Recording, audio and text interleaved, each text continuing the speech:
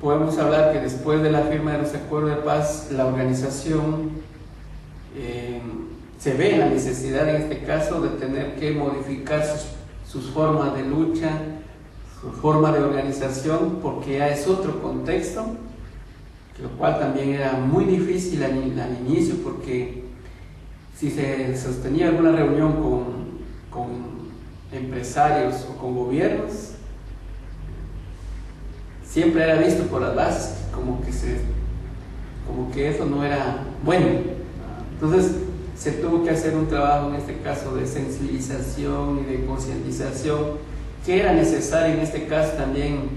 pues ir adaptándonos a ese otro proceso, a ese otro contexto de diálogos, de negociaciones, de tener que entrar también a la parte de los procesos de la legalización misma de la organización y de las otras organizaciones también comunitarias, para poder tener en este caso acceso a lo que contemplaban los acuerdos de paz. En el acuerdo socioeconómico, por ejemplo, se hablaba que tenían que en este caso constituirse en asociaciones o empresas campesinas, cooperativas, para poder tener acceso también a servicios públicos, a otros proyectos de desarrollo comunitario. Entonces la organización pues hace ese trabajo con las comunidades y asume ese reto. Dentro de ese proceso de los acuerdos de paz, podemos decir que se dio un compás de espera desde el 96 al 98. Para muchos generó muchas expectativas que con la firma de los acuerdos de paz pues se iban a resolver pues en gran medida los problemas estructurales del país, porque eso fue la causa también del conflicto armado en el país, los problemas estructurales, la justa redistribución de la tierra, los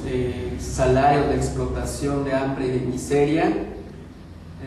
la no participación, en este caso donde se cierran todas las posibilidades de participación de las organizaciones y también de los partidos políticos, en este caso, que tienden a favorecer los intereses de las grandes mayorías. Entonces se generó mucha expectativa, pero al ver que no había voluntad política, pues vuelven nuevamente las movilizaciones, y eso sigue siendo un instrumento de lucha para las organizaciones, las protestas, porque es una de las formas también de expresar que es necesario movilizarnos y de hacer presión política. Se lucha también, se lanza en este caso en el 2000 una campaña por la reforma agraria en el país. Se hacen alrededor de 20 ocupaciones de finca a nivel nacional para recuperar tierras históricas que pertenecían a las comunidades, y en la época de la guerra se aprovecharon el ejército, algunos funcionarios muy cercanos a los gobiernos militares que se apropiaron de las tierras de comunidades donde hubo también política de tierra arrasada. Entonces se inicia toda una campaña en este caso de recuperación de la madre tierra. Entonces ahí empiezan a generar las movilizaciones y la respuesta, en ese caso de los gobiernos, pues es reprimir, es desalojar, es capturas, y algunas masacres se dieron también en algunas de las fincas también que nuestros hermanos indígenas o campesinos pues fueron reprimidos por las fuerzas represivas del Estado. Sin embargo, eso no detiene la lucha del movimiento y se continúa. Y entonces, dentro de ese proceso, podemos decir también que se logra sentar al gobierno, a las diferentes instituciones con todas las medidas de presión, y se logra en algunos momentos frenar la oleada de desalojos que se venían dando, la represión contra las comunidades, pero eso todo a raíz de las medidas de hecho que se tuvieron que implementar. De lo contrario, el gobierno por sí solo o por voluntad propia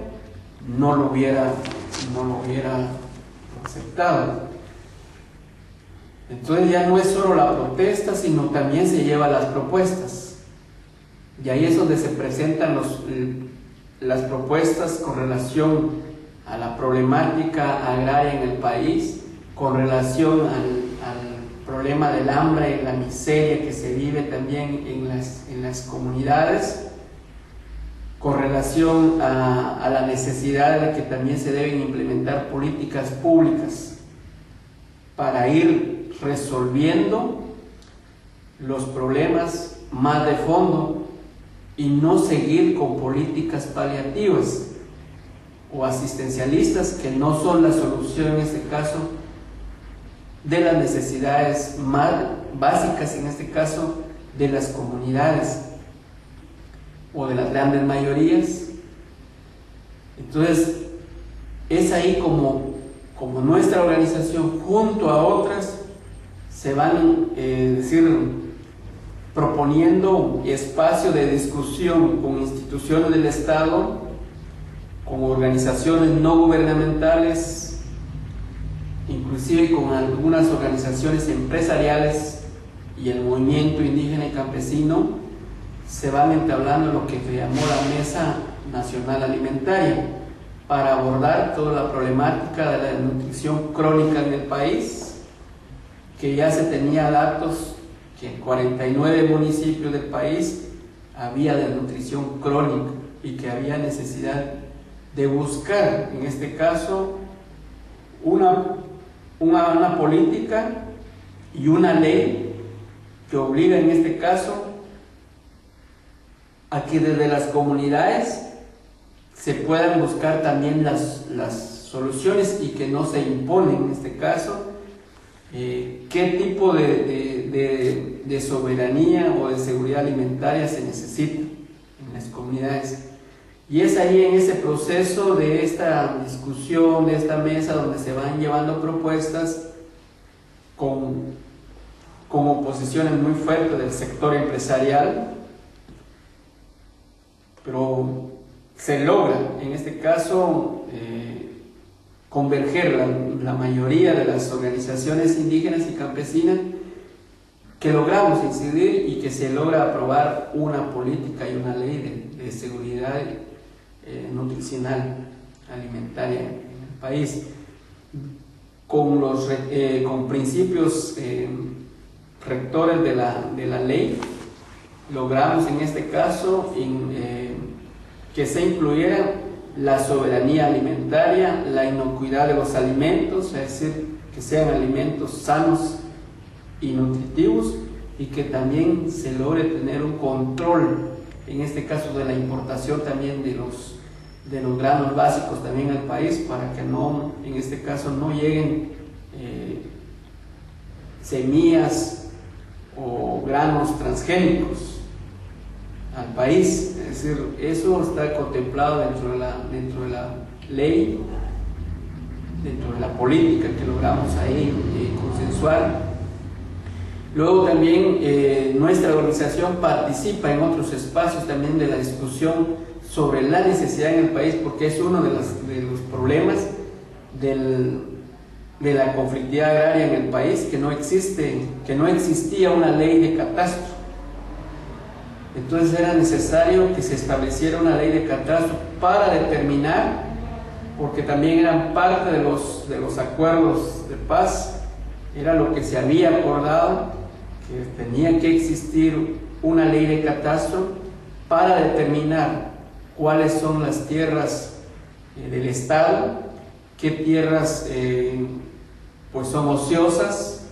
las tierras baldías o tierras mal habidas, que le llamamos nosotros, que fueron adquiridas de forma anómala, que fueron arrebatadas en este caso